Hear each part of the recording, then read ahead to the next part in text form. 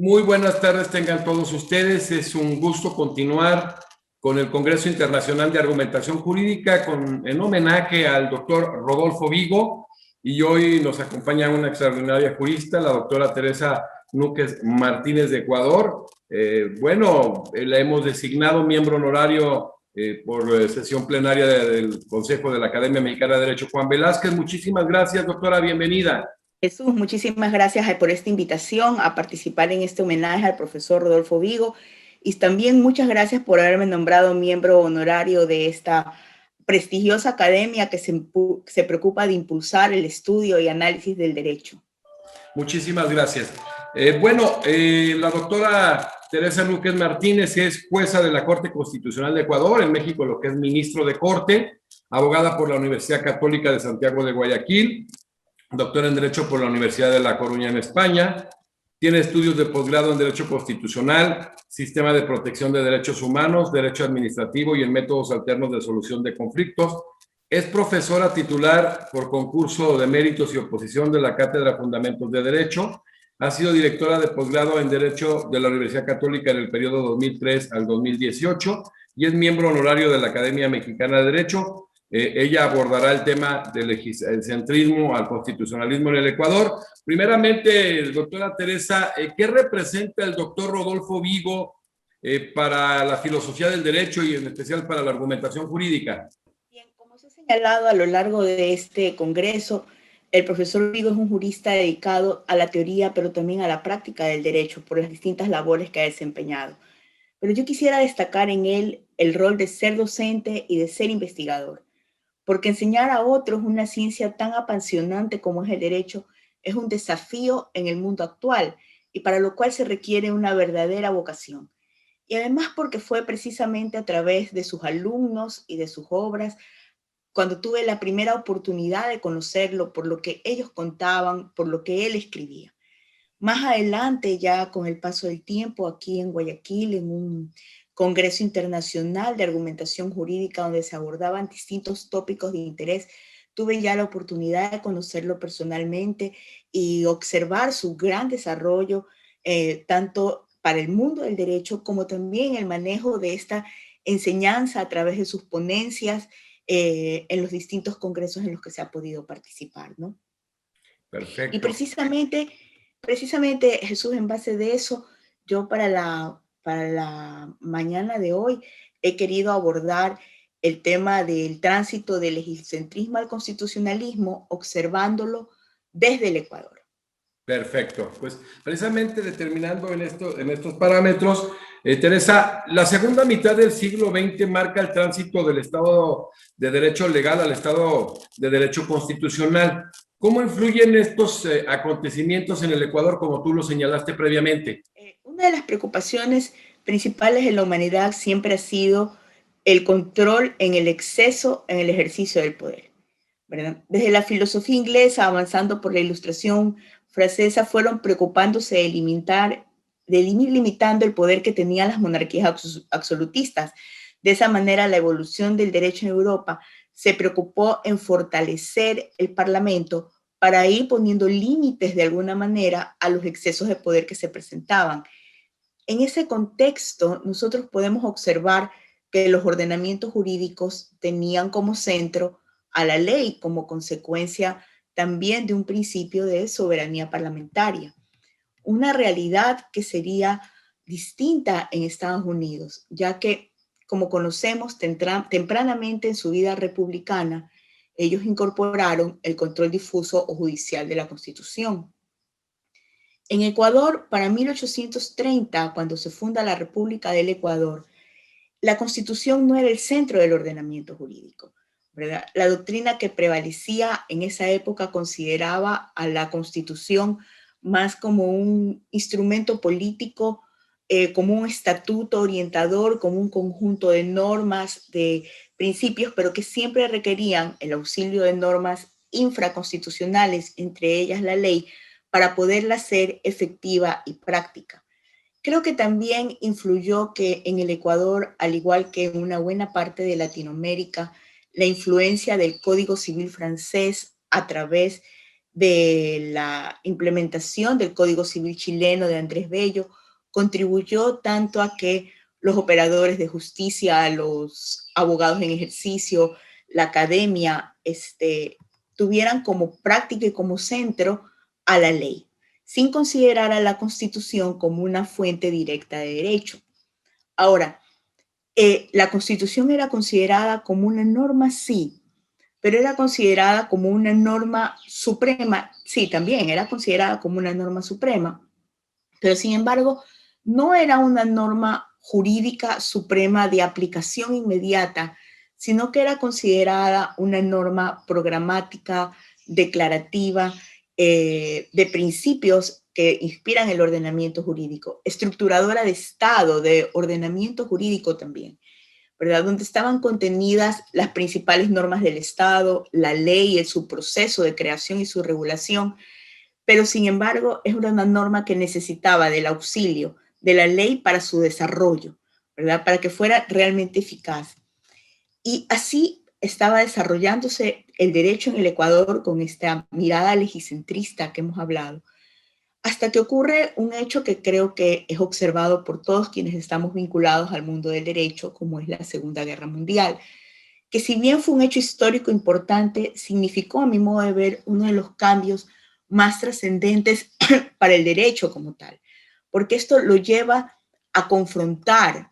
a todos quienes estaban vinculados al mundo del derecho y lleva a hacer un cuestionamiento del derecho como ciencia, de si que para que un ordenamiento jurídico sea válido, bastaba con una validez formal, es decir, que las normas que iban a integrar ese ordenamiento jurídico hayan sido formalmente creadas dentro de un proceso válido de creación, incluso actuando dentro de un ámbito de regulación específico. Y este cuestionamiento hace replantearse si no es necesario pensar acerca de que el derecho no podía reducirse a la voluntad del legislador expresada a través de la ley. Y es precisamente este repensar en el derecho el que trajo como consecuencia cambios trascendentes en la norma constitucional y en la forma como se lo observa dentro del ordenamiento jurídico. Y aquí yo quiero aprovechar para citar a nuestro homenajeado, el profesor Rodolfo Vigo, ¿verdad? Acerca de lo que él ha manifestado en Constitucionalización y Neoconstitucionalización, riesgos y prevenciones, donde señala lo siguiente, y aquí abro la cita: la segunda mitad del siglo XX en Europa marca el tránsito del Estado de Derecho legal al Estado de Derecho constitucional. Al decir de Ferrajoli, del Estado de Derecho débil al Estado de Derecho fuerte. Así, la realidad jurídica europea se transforma en sus líneas fundamentales, pero sintéticamente esos cambios suponen superar la sinonimia entre ley y derecho que había impulsado el siglo XIX a partir de la Revolución Francesa, lo cual queda receptado por primera vez en la Ley Fundamental de Bonn de 1949, cuando se refiere a aquellas realidades, ley y derecho, como distintas, precisamente ese derecho que antecede, excede y controla la ley, es el que las nuevas constituciones reconocen bajo el rótulo explícito o implícito de valores, principios, fines o derechos humanos. Aquí cierro la cita. Y efectivamente, la Ley Fundamental de Bonn de 1949, con el reconocimiento de un amplio catálogo, es quizás pionera en la fundación de lo que se puede observar como un Estado social de derecho. Posteriormente van a venir similares declaraciones en las constituciones tanto de Europa como de América, y entre ellas en la Constitución del Ecuador. Y empieza una etapa que se comienza a destacar por la incorporación de los textos constitucionales de los derechos económicos, sociales y culturales, por la creación de estados de derechos donde los poderes públicos tienen la obligación de hacer efectiva realmente la participación del ciudadano y de allanar posibles obstáculos que pudieran existir para el ejercicio de sus derechos. Se caracteriza también por la creación, funcionamiento de tribunales y cortes constitucionales ya con atribuciones distintas, específicas, de interpretación de normas constitucionales. Y se produce también una interesante corriente acerca de la forma como los distintos doctrinarios y de quienes se encargan en pensar el derecho como ciencia abordan la mirada de una norma constitucional dentro de un ordenamiento jurídico, pero también esta mirada de las nuevas perspectivas o postulados que implicaban una mirada distinta de la ciencia constitucional,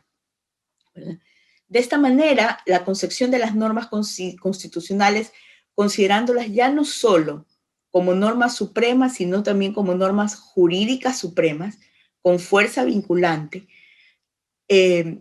aplicándola directamente, introduciendo de esta manera uno de los paradigmas centrales, a mi modo de ver, que existe en este tránsito del legiscentrismo al constitucionalismo, en donde la interpretación del derecho, la argumentación empiezan a jugar un rol trascendente en la actividad del juez, que va a incidir en los cambios que más adelante vamos a conocer. Sin duda, el constitucionalismo que viene después de la Segunda Guerra Mundial va a cambiar los postulados del constitucionalismo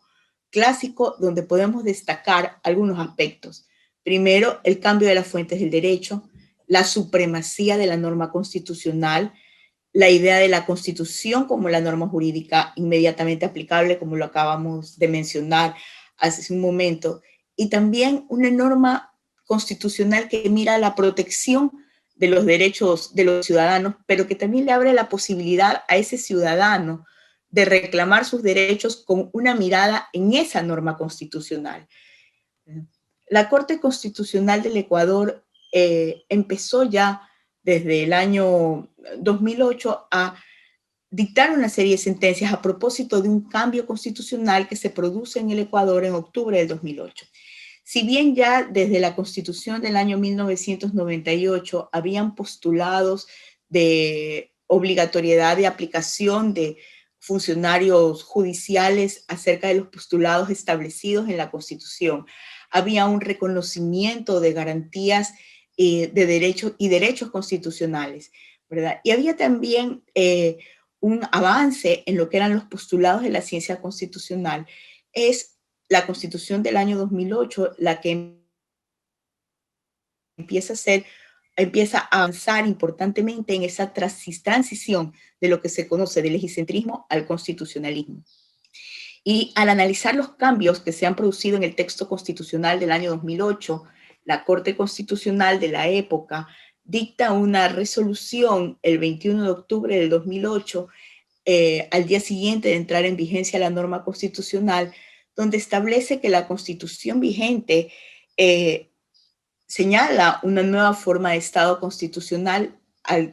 establecer que el Ecuador es un Estado constitucional de derechos y de justicia, con rasgos básicos, entre los cuales menciona el reconocimiento del carácter normativo superior de la Constitución, la aplicación directa de la Constitución como norma jurídica y el reconocimiento de la jurisprudencia constitucional como fuente primaria de derecho. Posteriormente, la Corte Constitucional también, mediante una sentencia interpretativa, establece que el Ecuador se ha incorporado a los países que siguen el paradigma constitucional. Y a propósito de esa sentencia, la Corte señala que estos cambios no son cambios meramente lingüísticos, que esa primera mención constitucional de declarar al Ecuador como un Estado de derechos y justicia se encuentra dentro de un paradigma del constitucionalismo latinoamericano que implica un cambio conceptual y un cambio doctrinario. Entendiendo de esta manera que el Estado constitucional de derechos implica una reformulación desde sus bases hasta sus objetivos más elevados y determinantes de lo que es el derecho en su naturaleza y en su génesis, ¿verdad? Un replanteamiento de las fuentes del derecho, como lo habíamos mencionado, unos cambios acerca de la interpretación y de la hermenéutica jurídica, y también observar el rol del Estado en el ordenamiento jurídico con una conexión hacia la sociedad civil, la democracia y la interpretación del derecho en general. Y en otra sentencia, la Corte ratifica el efecto de irradiación que tiene el contenido material de la Constitución, y aquí me voy a permitir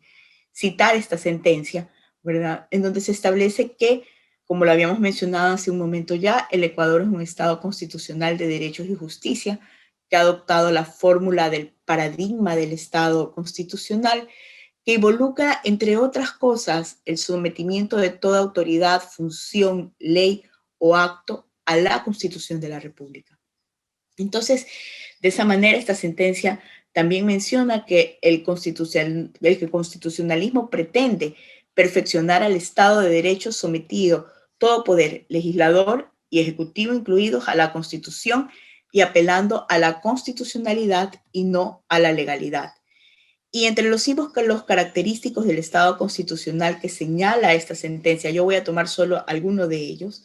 menciona la existencia de una constitución rígida que en consecuencia no sea fácilmente modificable por la legislación ordinaria, la creación de una serie de garantías jurisdiccionales que permite el control de conformidad de las normas del Estado con la Constitución, la fuerza vinculante de la Constitución, la aplicación directa de las normas constitucionales para resolver no solo los problemas que se presentan entre los poderes del Estado, sino también incluso los problemas que pueden presentarse entre particulares, y la interpretación constitucional de las leyes.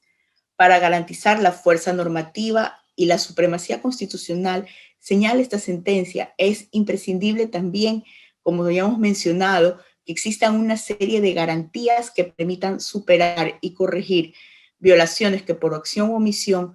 se puedan producir cuando se desconozca la normativa constitucional como tal, ¿verdad? En conclusión, también podríamos observar que el Ecuador tiene un amplio catálogo de derechos que fue desarrollado a propósito de este cambio constitucional producido en el año 2008, derechos que tratan de establecer una protección a los ciudadanos que vivimos dentro de este Estado. Jesús, esto es lo que creo que podría comentarte en relación a tu primera inquietud. Muchísimas gracias, Teresa. Ya viendo las anteriores referencias, todo este tema constitucional del 2008 tan importante en Ecuador, ¿cuáles serían algunas características que permitirían reconocer en el ordenamiento jurídico ecuatoriano esa constitucionalización? El ordenamiento jurídico del Ecuador consagra la supremacía de la norma constitucional, como lo hemos señalado anteriormente. Esta conceptualización de la Constitución como una norma jurídica y una norma jurídica suprema produce una irradiación dentro del ordenamiento jurídico, ¿verdad? Y que trae algunas consecuencias que son importantes mencionarlas: la sujeción de las demás normas de este ordenamiento a los postulados constitucionales y una necesaria mirada constitucional a las distintas situaciones o temas que entran a discutirse y que se presentan en el día a día de un Estado. Esta fuerza de la norma constitucional incorpora un elemento que yo creo que es importante para el análisis del derecho constitucional como tal, que es la idea de la rigidez constitucional, porque de esa manera se robustece la idea de permanencia en el ordenamiento jurídico de los derechos que se encuentran ya reconocidos. Tiene también esta idea de rigidez la intención de evitar la modificación constante de la norma constitucional, como puede presentarse en algunas situaciones que se contemplan, por ejemplo, en otras normas, como puede ser la ley, ¿verdad? La Constitución del Ecuador recoge estas ideas creando un sistema de procedimientos para los cambios constitucionales, ¿verdad? Cuando nosotros observamos la norma constitucional del Ecuador, nosotros podemos notar que se ha creado un sistema de 3 momentos para los cambios constitucionales, o 3 procedimientos de cambio constitucional, mejor dicho, como son la enmienda, la reforma parcial y las propuestas para asamblea constituyente. Y estos se han distinguido unos de otros acerca de las materias que están excluidas de poder ser tratadas en uno y otro trámite y los procedimientos a seguirse para enmienda o para reforma parcial o para procedimientos que implican una asamblea constituyente como tal, ¿verdad? Y siguiendo un poco esta idea de la rigidez constitucional, es que nosotros vemos que solo a través de una asamblea constituyente podrían modificarse estos procedimientos de cambio constitucional. Ahora, cuando nosotros leemos de manera integral la Constitución del Ecuador, nosotros podemos darnos cuenta que en ella, en sus artículos 425 y 424, empieza a estructurarse el ordenamiento jurídico del Ecuador. Y en este 424 que estamos mencionando, se va a recoger el principio de supremacía constitucional, que señala que la Constitución es la norma suprema y que prevalece sobre las demás normas del ordenamiento jurídico. Pero este 424 trae también una puntualización que me parece a mí importantísima destacar, que es que la Constitución y los tratados internacionales de derechos humanos ratificados por el Estado, que reconozcan derechos más favorables a los que se encuentran contenidos en la Constitución, prevalecen sobre cualquier norma jurídica o acto del poder público. De esta manera, el Ecuador incorpora en el bloque de constitucionalidad no solo ya a las normas que se encuentran comprendidas en el texto constitucional como tal, sino también a los tratados internacionales en materia de derechos humanos, ¿verdad? Estas normas de las que estamos conversando, que son parte de la Constitución ecuatoriana, tienen una importante conexión con otra norma que considero yo abre este espacio o abre este tránsito del egocentrismo al constitucionalismo, ¿verdad? Esta disposición a la que estoy haciendo referencia señala que en caso de tratados y otros instrumentos internacionales en materia de derechos humanos, se van a aplicar los principios pro ser humano, no restricción de derechos, cláusula abierta y aplicación directa. Y es precisamente en este punto de la aplicación directa al que, como he mencionado, lo considero central para este tránsito, donde la jurisprudencia de la Corte Constitucional de este último año ha tenido un interesante desarrollo, ¿verdad? Es importante también señalar que en el Ecuador, ¿verdad?, en su artículo 11, numeral 13, prescribe que los derechos y garantías establecidos en la Constitución y en los instrumentos internacionales de derechos humanos serán de directa e inmediata aplicación por y ante cualquier servidora o servidor público, administrativo o judicial, ya sea de oficio o a petición de partes. Y también este artículo 11, numeral 3, señala que los derechos son plenamente justiciables y que no puede alegarse la falta de una norma jurídica para justificar su violación o desconocimiento, para desechar la acción por esos hechos, ni para negar su reconocimiento. Este artículo 11 tiene una importante conexión también con el artículo 426. Este artículo 426 va a reiterar lo que ya había señalado el artículo 11, numeral 3 de la Constitución, y va a dirigirse ahora al carácter obligatorio de la aplicación directa como se encuentra establecido en la Constitución, y señala que los jueces y juezas, las autoridades administrativas, servidoras y servidores públicos aplicarán directamente las normas constitucionales y las previstas en los tratados internacionales de derechos humanos siempre que sean más favorables a las establecidas en la Constitución, aunque las partes no las invoquen expresamente. Es decir, una obligación de oficio de quienes están llamados a tomar estas decisiones. La jurisprudencia de la Corte en este año 2021 ha establecido que de estos artículos señalados en la Constitución del Ecuador, queda claro que la norma constitucional es una norma jurídica cuyos preceptos son de obligatorio cumplimiento y de inmediato cumplimiento por parte de todas las autoridades en el Estado, incluidos jueces y juezas, quienes deben observar este principio de aplicación directa en todos los casos que han sido puestos en su conocimiento. Creo también que es importante destacar que la Corte ha señalado que en aquellos casos en los que no existan normas infraconstitucionales sobre las que se pueda fundamentar la resolución de un caso, es obligación de los jueces aplicar directamente los preceptos contenidos en la Constitución y en los tratados internacionales de derechos humanos, pues señala la Corte que está prohibido condicionar su aplicación a la adecuación de normas infraconstitucionales.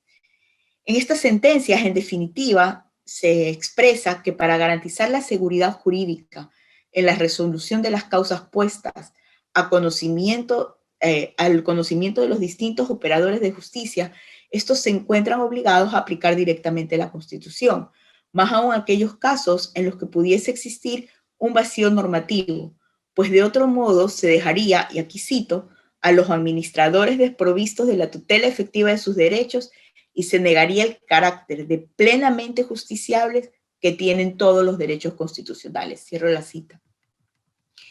La Corte, a través de esta jurisprudencia, también va a resaltar que en virtud de los principios reconocidos en el artículo 11, numeral 3 de la Constitución, al que ya habíamos hecho referencia, los operadores de justicia están impedidos de excusarse o de escudarse en la falta de normas infraconstitucionales para dejar de administrar justicia o negar el ejercicio de los derechos constitucionales. De modo que, en todos los casos, señala la Corte, independientemente de que los preceptos constitucionales sean prescriptivos o programáticos, y considerando que todos los derechos son de igual jerarquía, los jueces están llamados a aplicar directamente estos preceptos constitucionales y velar por su pleno ejercicio y reconocimiento. Por ende, cierra la Corte, en sus fallos no puede desconocer que la Constitución es una norma jurídica vinculante de aplicación directa e inmediata para la resolución de los casos que se encuentren bajo su conocimiento, ¿verdad? También quisiera yo abordar finalmente en este punto que me parece central a mí, es que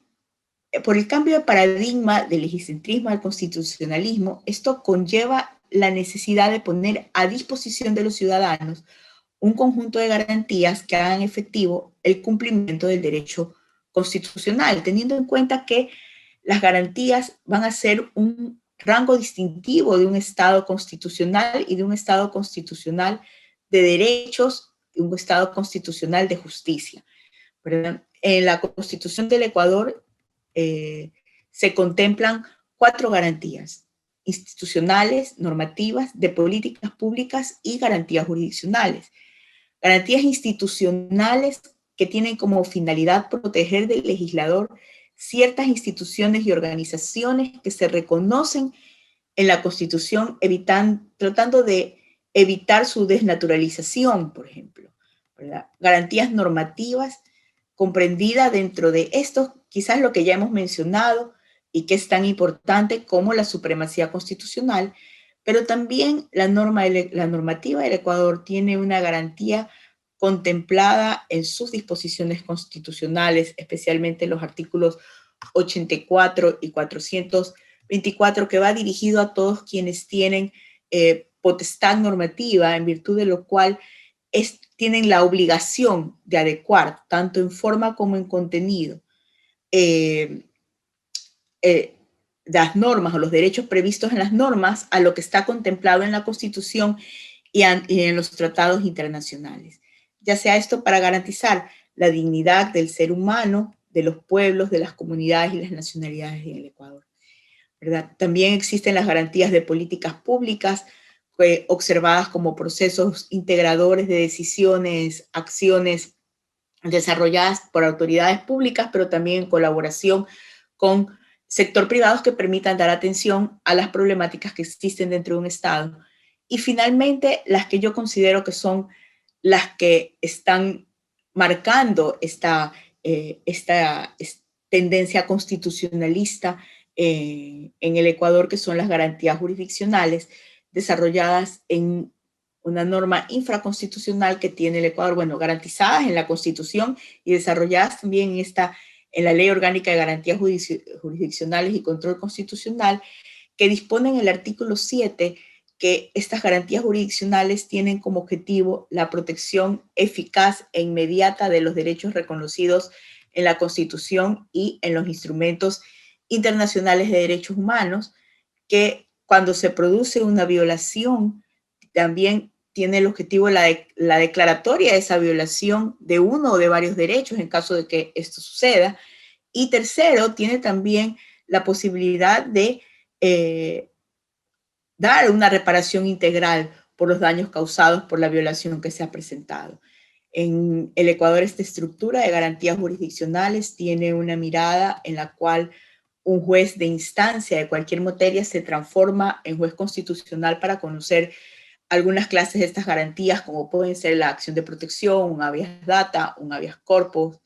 el acceso a la información pública, unas medidas cautelares, ¿verdad? Y también tiene otras que son de competencia de la Corte Constitucional exclusivamente, que son las acciones extraordinarias de protección, las acciones extraordinarias de protección en justicia indígena, la acción por incumplimiento y la acción de incumplimiento. Bien, entonces nosotros podemos observar, más allá de ese tránsito ya del legiscentrismo a constitucionalismo, podemos observar cómo en un Estado constitucional de derechos y justicia, como ha sido concebido el Estado ecuatoriano, van a aparecer algunos rasgos que lo empiezan a distinguir como ese Estado constitucional que busca la protección de los derechos del ciudadano y la participación del ciudadano en los asuntos de interés del Estado, Jesús. Perfecto, Teresa. Ya después de manejar estos aspectos tan importantes, ¿consideras tú que hay tareas pendientes para el derecho en este tema? Creería que sí, porque creo que este tránsito conlleva un desafío muy grande, ¿verdad? A mi criterio, desde la segunda mitad del siglo XX, la humanidad y la historia del derecho está viviendo un cambio importante a propósito de estos procesos de constitucionalización de los ordenamientos jurídicos. Este cambio importante al que estamos haciendo referencia, esta aproximación que empieza a existir entre los dos sistemas que tradicionalmente se habían observado como distanciados, vemos como ellos empiezan a acercarse. Me refiero concretamente al sistema del civil law y del common law, que implica además un replanteamiento de las fuentes del derecho y el papel que va a jugar la jurisprudencia y la norma como fuentes formales de derecho como tal, ¿verdad? En el caso concreto del Ecuador, ese cambio de fuentes del derecho se da precisamente en el cambio constitucional del año 2008, donde a partir de ciertos postulados constitucionales, la jurisprudencia empieza a jugar ahora un rol trascendente. Y para ello yo quisiera referirme a dos artículos en conexión de la Constitución del Ecuador. El primero de ellos es el 436 y el segundo de ellos es el artículo 11 al que habíamos estado haciendo referencia ahora en su numeral 8, ¿verdad? Si nosotros observamos el artículo 436 de la Constitución del Ecuador, este le va a empezar a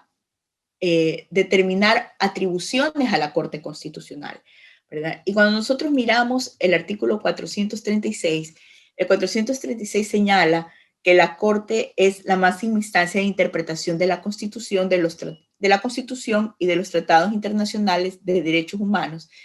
Y en la parte final de este numeral 1 lo dice, a través de sus dictámenes y sentencias, y sus decisiones tienen un carácter vinculante. Esta última parte de ese numeral 1 de 436 pasa a ser determinante de la fuerza de la jurisprudencia constitucional dentro del ordenamiento jurídico ecuatoriano. También en este mismo artículo, más adelante, se señala que la Corte tiene dentro de sus atribuciones la de expedir sentencias que constituyan jurisprudencia vinculante respecto de acciones de protección, acciones de cumplimiento, habeas corpus, habeas data y acceso a la información pública y demás procedimientos constitucionales, así como los casos seleccionados por la Corte para su revisión. Es decir, que en esta mirada de este artículo 436, la jurisprudencia constitucional empieza a tener este papel preponderante dentro del sistema de fuentes de derecho en el ordenamiento jurídico del Ecuador.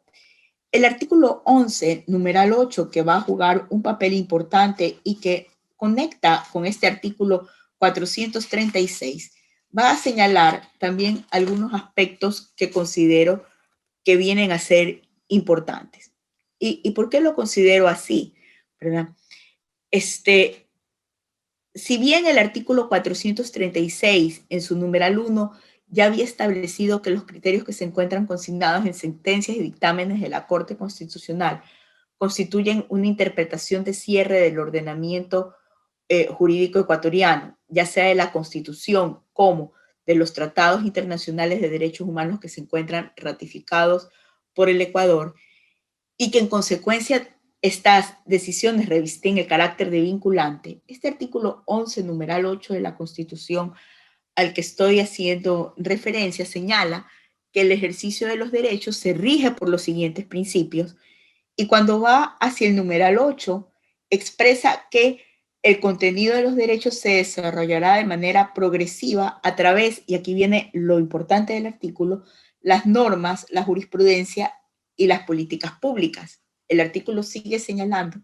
que el Estado generará y garantizará las condiciones necesarias para su pleno reconocimiento y ejercicio, y que será inconstitucional cualquier acción u omisión de carácter regresivo que disminuya, menoscabe o anule injustificadamente el ejercicio de los derechos. Pero como yo mencionaba cuando empecé a leer este artículo 11, numeral 8, esta primera parte del 11, numeral 8, en donde se expresa que el contenido de los derechos se desarrolla de manera progresiva a través de la norma y la jurisprudencia y las políticas públicas, crea, a mi modo de ver, un replanteamiento claro acerca de las fuentes del derecho en el Ecuador, pero también implica un replanteamiento acerca del rol que cumple un juez en el establecimiento del derecho vigente, ¿verdad? Porque nosotros aquí notamos un rasgo propio de este tránsito hacia el constitucionalismo, porque el juez deja de ser un aplicador de normas jurídicas para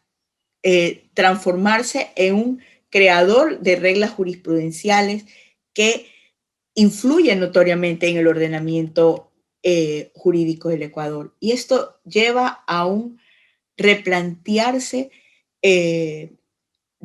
bien desde la mirada, desde las fuentes del derecho, pero también lleva a replantearse la labor del juez al momento que está aplicando lo que conoce como derecho al caso concreto, ¿verdad? Porque esto implica observar nuevas formas en los procesos interpretativos, así como los del métodos y técnicas de interpretación,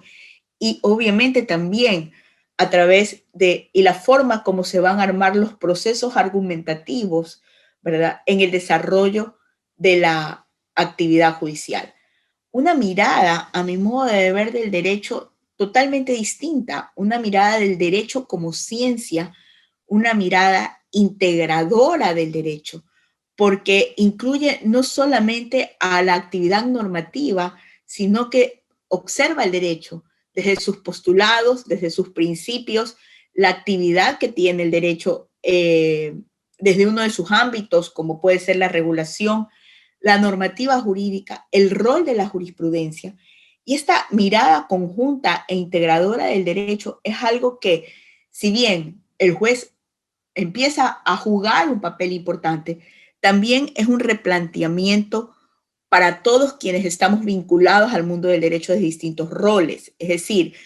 a quienes tienen una potestad normativa, por ejemplo, para plantear cambios normativos, al juez en su labor interpretativa en la aplicación del derecho a los casos concretos que se conocen, a los abogados que están ejerciendo el derecho y llevándolo a una práctica diaria. Y un rol también y un desafío también para la academia, ¿verdad? Para quienes están vinculados en los distintos procesos de investigación, de educación, de formación y de desarrollo del derecho como tal. Es decir, creo yo que todos estos cambios que se producen van más allá de lo que nosotros podemos leer que se encuentre plasmado en un texto constitucional, más allá de lo que se establece a través de procesos interpretativos en la jurisprudencia que emana de las distintas cortes de un Estado, creo que implica un desafío para todos quienes estamos vinculados de alguna manera con el mundo de derecho y enfrentar algo que es una realidad. El derecho es una ciencia en constante transformación y cambio que debe ser asumida de una manera responsable por todos quienes nos encontramos interesados en su desarrollo y su expansión. Excelente. Bueno, ya este tema de la autonomía procesal constitucional delegada, y ahora que aludes básicamente esa acción de protección, ¿no? Que se transforma en lo que es para nosotros el juicio de amparo. Eh, Ahorita abordaste, Teresa, el tema de la cláusula abierta que en derecho de doble fuente lo maneja el artículo 31 de la Convención Americana sobre Derechos Humanos. Me gustaría, ya que estamos ahora sí que emocionados en el tema con tu pericia y todo el tema, abordar un poco cómo se da este tema de la cláusula abierta en el Ecuador. Yo creo que el tema de la cláusula abierta en el Ecuador, que se encuentra reconocido para nosotros dentro de los principios interpretativos de la Constitución, que señala nuestro artículo 417 de la Constitución, me parece a mí que es un tema interesante. Primero, porque el artículo, espérame que estoy, para no fallar en la determinación, si es el 417, ¿verdad? Creo que este es un principio bastante interesante incorporado como principio de interpretación constitucional de tratados e instrumentos internacionales en materia de derechos humanos. El 417 de la Constitución le hace una precisión a nuestro 424, y aquí yo quiero hacer un pequeño antecedente que creo que es importante. El 424 había señalado dentro del bloque de constitucionalidad no solamente a las normas constitucionales, sino también a los tratados internacionales en materia de derechos humanos. Pero este 417 va a dar principios que ayudan a la interpretación de estos documentos, principios que observan ya no solo a los tratados internacionales de derechos humanos, sino como principios de interpretación a instrumentos internacionales también de derechos humanos. Y creo que aquí es donde la cláusula abierta se va a observar de una manera un poco mejor y se va a lucir, por decirlo de alguna forma, porque incorpora para la interpretación en materia de derechos humanos no solamente a las normas que tradicionalmente podemos entender como incorporadas dentro del ordenamiento jurídico de un Estado. Es decir, nosotros tenemos reconocidos dentro de nuestro ordenamiento jurídico, como lo mencioné, a la Constitución y a los tratados internacionales formalmente creados,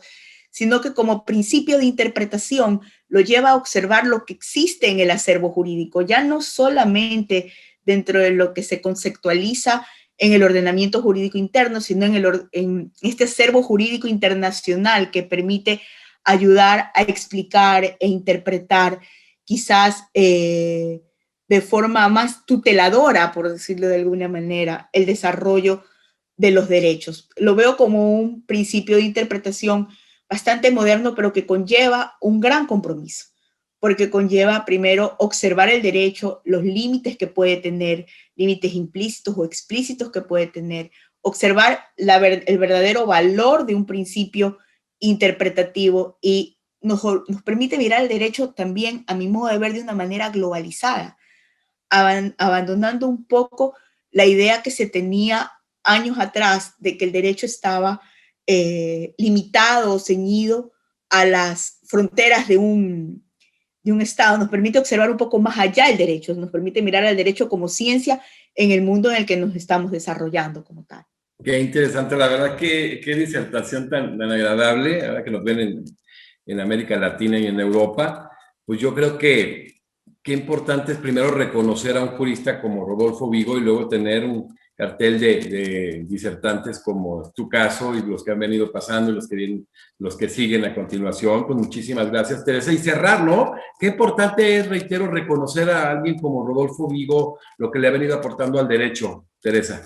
Sí, definitivamente. Yo creo que las personas cuando se dedican al desarrollo del derecho en distintos roles, ¿verdad? Pero dedicarle tiempo a quizás, a mi modo de ver, uno de los temas más difíciles es dedicar constancia, paciencia, perseverancia a procesos de investigación y estudio, es relevante, porque es una dedicación que implica un autoconvencimiento de lo que se puede aportar y desarrollar en beneficio de una ciencia y en beneficio de todos quienes están aprendiendo o vinculándose a un mundo como es el derecho, ¿no? Perfecto, pues muchísimas gracias. Hoy cerramos una conferencia más con la doctora Teresa Núquez Martínez de Ecuador, quien es jueza de la Corte Constitucional del Ecuador, ministra de Corte para México, una mujer muy talentosa. Estamos muy contentos de que esté pasando por la academia. Como dicen, va a haber actividades como las ha venido viendo desde hace mucho tiempo con la academia y vamos a aprovechar esa capacidad y esa voluntad que tiene una jurista de la talla de Teresa Núquez. Muchísimas gracias, Teresa, por estar en este Congreso Internacional. Felicidades por ser miembro de la academia. Es un acto de reconocimiento y respeto a tu trayectoria y a tu capacidad. Y de verdad que da muchísimo gusto cuando se hace una vinculación de juristas de tan alta talla en el mundo entero, que bueno, faltan bastantes de participar, van a ser 17, materialmente 17 países, cerrando con don Sergio García Ramírez el último día. Muchísimas gracias, Teresa. Muchas gracias, Jesús, a ti y a la academia por el honor que me han hecho de nombrarme miembro honorario, y personalmente a ti por la invitación a participar en este homenaje. Muchas gracias. Nos despedimos a la doctora Teresa Núquez Martínez, quien nos disertó en el tema del legicentrismo al constitucionalismo en el Ecuador, y nos vemos en la siguiente conferencia con motivo del Congreso Internacional de Argumentación Jurídica. Muchísimas gracias.